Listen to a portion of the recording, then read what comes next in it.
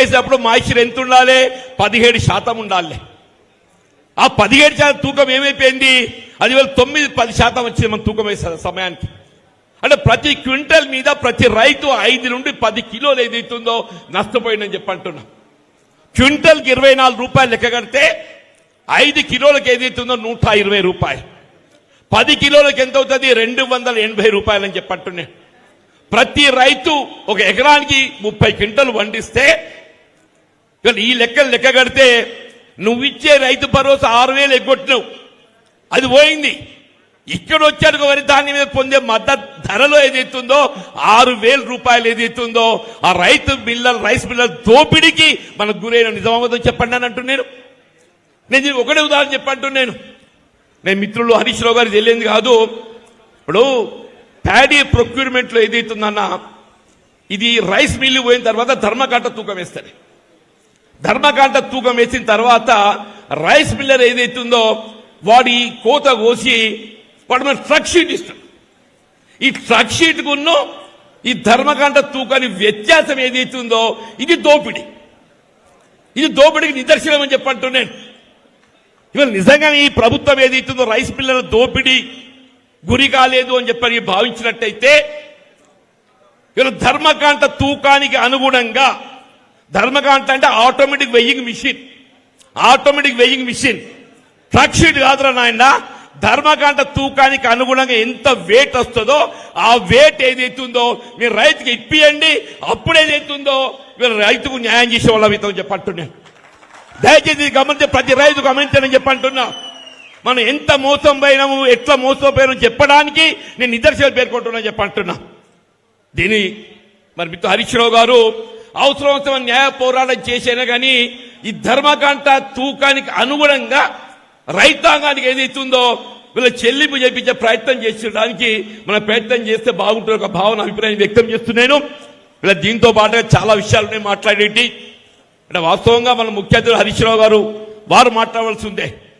నేను ఎక్కువగా సమయం తీసుకోకుండా నిన్నగాక మొన్న రేవంత్ రెడ్డి మాట చెప్తుండే, నేను ఆడబిడ్డలందరినీ కోటీశ్వరులు చేస్తా అని చెప్పంటుండే. అది నిన్న కోటీశ్వరులు కాదురా, లక్షాధికారులను చెయ్యు. కోటీశ్వరులు కాదు, లక్షాధికారులు చెయ్యమని చెప్పంటున్నాను.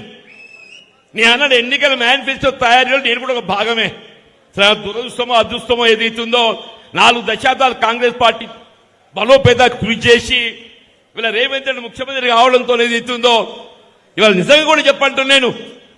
ఇవాళ అటువంటి నాయకత్వం పనిచేయడము ఈ రాష్ట్రానికి ఏదైతుందో మరి హితం కాదు అనే ఒక భావనతో ఏదైతుందో నేను కాంగ్రెస్ పార్టీని రాజీనామా చేసి ఇలా మళ్ళీ భవిష్యత్తు ఈ తెలంగాణ రాష్ట్రాన్ని రక్షణ కేసీఆర్ గారి యొక్క భావనతో ఏదైతుందో నేను బీఆర్ఎస్ పార్టీలో చేరడము.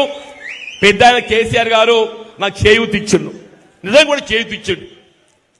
నేను 4 దశాబ్దాలు కాంగ్రెస్ పార్టీలో ఉన్నప్పటికీ కూడా ఏదైతుందో నాకున్నట్టు ఒక అనుభవమే కానీ మరి నాకున్నట్టు యొక్క సీనియారిటీ కానీ ఏదని కానీ కూడా చెప్పంటున్నాం. నాకు మరి చేయూతనిచ్చి ఇలా బీఆర్ఎస్ పార్టీలో చేర్చి బీఆర్ఎస్ పార్టీ బలోపేతం కృషి చేసే విధంగా నాకు బాధ్యత అప్పగించండి చెప్పండి. అందులో భాగంగానే ఈరోజు నేను హుజరాబాద్ రావడం జరిగింది. ఈ లక్షాధికారి మాట ఎందుకు చెప్తున్నానంటే ఆడబిడ్డలకు 2,500 ఇస్తా అని చెప్పిండే.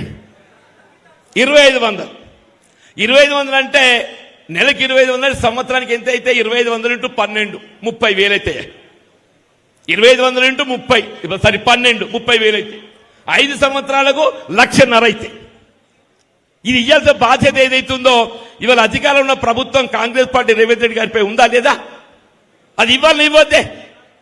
నేనేమంటున్నా, అయినా నువ్వు కోటీశ్వరుడు అక్కర్లేదు, మా ఆడబిడ్డలు అందరూ ఏదైతుందో నువ్వు ఇస్తాన్న 2,500 ఇయ్యు. ఇవాళ పెన్షన్స్ ఏదైతుందో నువ్వు 2,000 4,000 చేస్తాను. నువ్వు 4,000 కాదురా నాయన, ఆ 2,000 చక్కగా ఇయ్యు అని చెప్పట్టు అర్హతకు అనుగుణంగా. ఇలా 30 మాసాలు గడిస్తే ఇక్కడ కొత్త పెన్షన్ ఇచ్చినాడే. అదే కేసీఆర్ గారు ఏదైతుందో ఉమ్మడి రాష్ట్రంలో 200 రూపాయలు ఉన్న పెన్షన్ ను 2,000 చేసింది. 200 రూపాయలు